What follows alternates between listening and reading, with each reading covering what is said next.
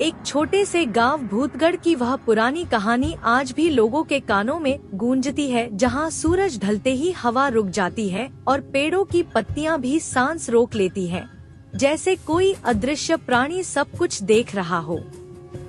गांव के ठीक बाहर एक काली हवेली खड़ी है, जिसकी दीवारें इतनी पुरानी हैं कि उन पर लगा प्लास्टर काला पड़ चुका है और रात में चांदनी पड़ने पर वे दीवारें हिलती हुई लगती हैं, जैसे सांस ले रही हों। हवेली के मालिक ठाकुर रघुनाथ सिंह थे, जो 30 साल पहले एक अमावस्या की रात अपनी पत्नी लक्ष्मी को जिंदा जला दिया था, क्योंकि उसे शक था कि वह किसी और मर्द से प्यार करती है। लेकिन आग ने लक्ष्मी को नहीं मारा, बल्कि उसकी आत्मा को इतना काला कर दिया कि वह हवेली में ही कैद हो गई और अब हर उस इंसान को अपना बना लेती है जो उसकी सीमा में कदम रखता है। गांव में रहने वाला एक युवक अजय शहर से अपनी बीमार मां के साथ आया था, ताकि गांव की शांत हवा में मां ठीक हो जाए। लेकिन अजय को नहीं पता था कि यह गांव शांति का नहीं बल्कि मौत का घर है। पहली रात जब अजय सोया तो उसे लगा कि कोई उसके कान के पास फुसफुसा रहा है, अजय, मेरा बेटा वापस आ गया। लेकिन जब उसने आँख खोली तो कमरा खाली था, सिर्फ हवा में एक ठंडी सड़ांध थी, जैसे पुरानी कब्र से आई हो।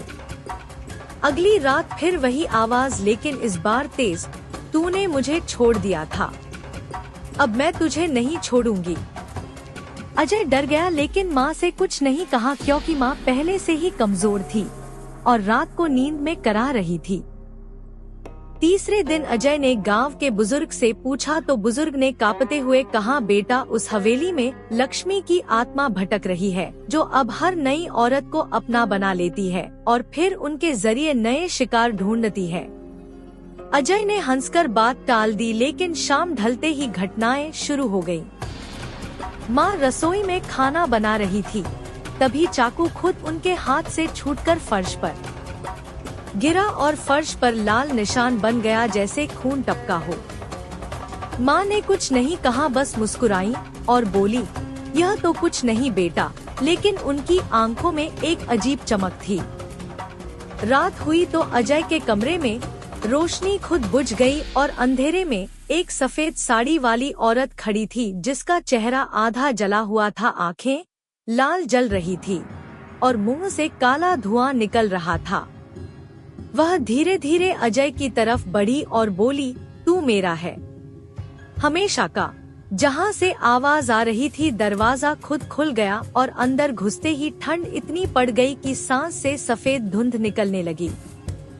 कमरे में पुरानी किताब खुली थी, जिसमें लिखा था कि लक्ष्मी की आत्मा अब हवेली की हर ईंट में बस गई है और जो भी आएगा वह उसका हिस्सा बन जाएगा। अजय ने किताब फेंक दी, लेकिन तभी दीवारों से हाथ निकल आए, सैकड़ों हाथ जो उसे पकड़ने की कोशिश कर रहे थे। वह चीखता हुआ बाहर भागा, लेकिन गांव की गलियां अब लंबी और अंधेरी लग रही थी। हर घर के दरवाजे बंद, लेकिन खिड़कियों से सफेद साड़ियां झांक रही थी। अजय घर पहुंचा तो माँ बिस्तर पर बैठी थी, लेकिन अब उनकी आंखें पूरी काली थी और वे हंस रही थी, बेटा आ गया, अब हम तीनों साथ रहेंगे। अजय समझ गया कि माँ अब लक्ष्मी का हिस्सा बन चुकी है। रात गहराई तो घर के हर कोने से चीखें आने लगी, पुरानी तस्वीरों से खून टपकने लगा और फर्श पर पैरों के निशान बनने लगे, जो अजय की तरफ बढ़ रहे थे। अजय ने आखिरी कोशिश की, गांव के बाहर बने पुराने मंदिर की तरफ भागा, लेकिन मंदिर का रास्ता अब जंगल में बदल चुका था और पेड़ों की शाखाएं सांपों की तरह लिपट रही थी। वह गिर पड़ा और जब उठा तो खुद को हवेली के अंदर पाया, बिस्तर पर लेटा हुआ और उसके पास लक्ष्मी बैठी थी, मुस्कुराती हुई, अब तू कभी नहीं जाएगा, हमेशा मेरे साथ।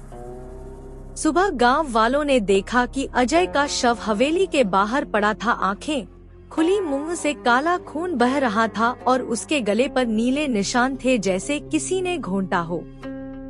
लेकिन सबसे डरावनी बात माँ की थी, जो अब हंस रही थी और उनकी आंखें भी काली हो चुकी थी।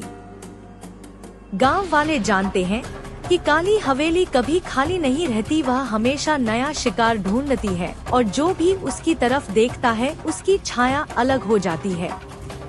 रात को हवेली से फुसफुसाहट निकलती है, आओ आओ, हम इंतजार कर रहे हैं। और जो सुनता है वह समझ जाता है कि उसका समय आ गया है।